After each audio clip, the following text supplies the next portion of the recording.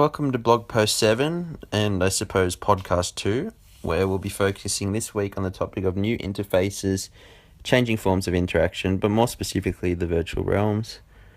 Upon reflection from my feedback that I received from my previous blog posts, it's clear that I need to hone in my discussion topics to a specific aspect in order to critique that aspect.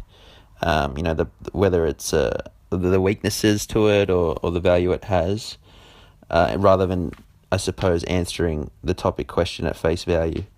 So for this week, as discussed, we'll be focusing more specifically on virtual forms of interaction, but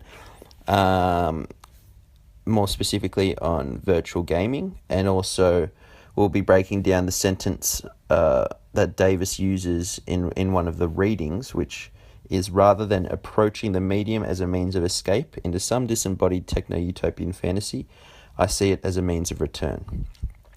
So while Davis's interpretation on virtual reality simulators does have some element of truth, I would have to critique this.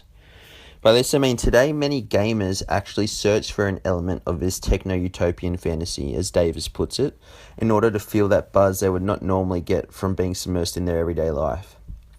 So Jennifer Pybus supports this notion by saying user-oriented games allow for a number of different imagined communities. So these imagined communities, again, which revolves around this utopian fantasy that Davis, I suppose, tends to neglect. So, for example, virtual simulators that take you to the moon. While Davis may not agree, this can be considered an escape into some disembodied techno-utopian fantasy. After all, there's no way this can be seen as a means of return, as she puts it, for the everyday gamer, quite simply because not everyone's been to the moon. Only a handful of people have. So when you think about it, this return suggests that experiences have happened before, which in the gaming and utopian world is true, because you can put in that game that you played for a week straight and you will have that same experience because you understand that game, you've played that game before.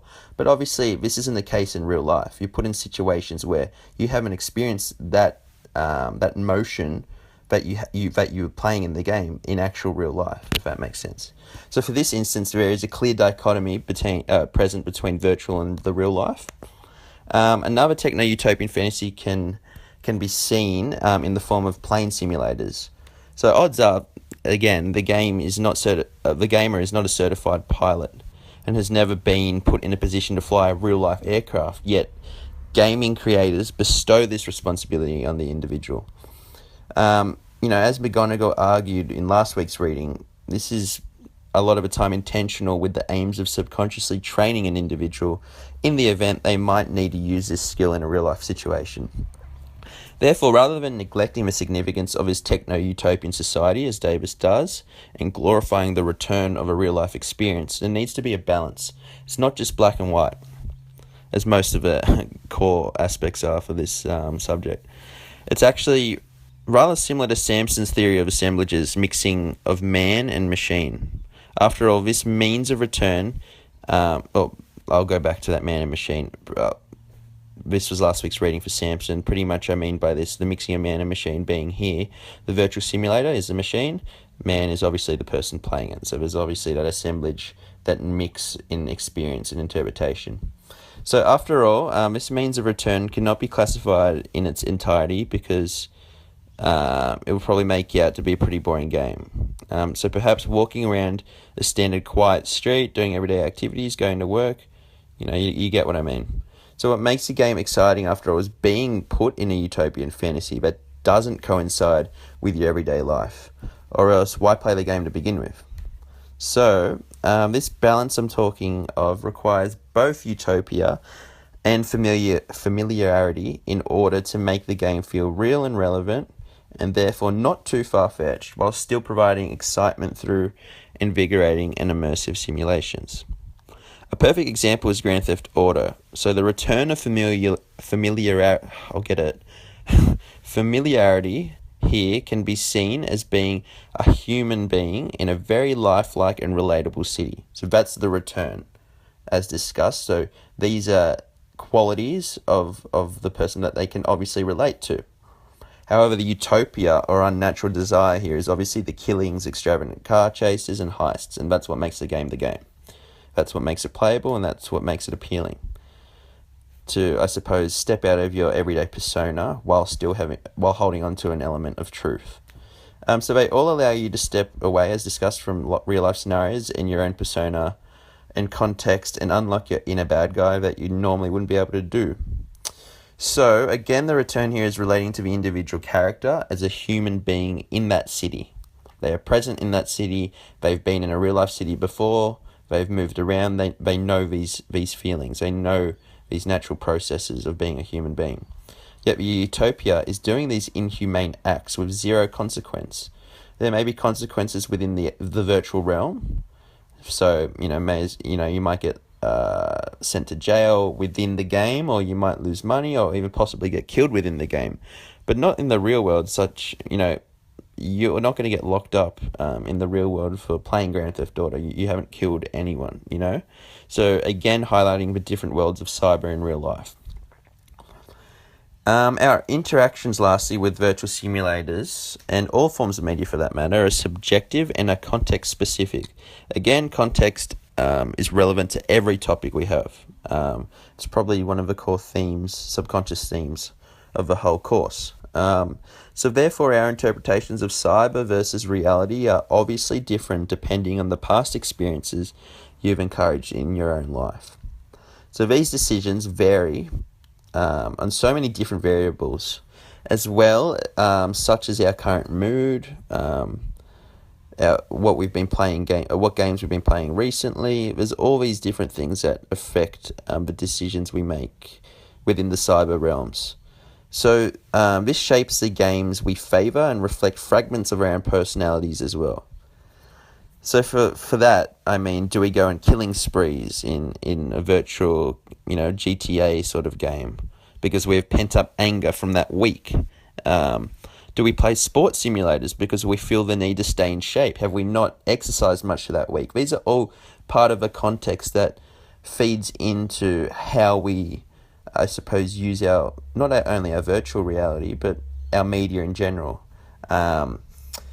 So obviously being virtual reality games, it's got that element of physical action and physical exercise to some extent. So that's another consideration, as discussed. If people want to stay in shape, they could use this virtual simulator to, I suppose, spice things up.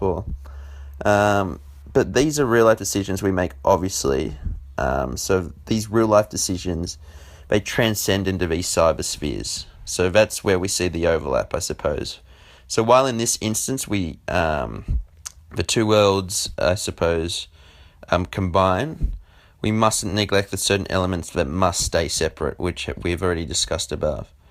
We should also remember that each individual's perceptions vary, further highlighting the complex relationship between cyber and reality.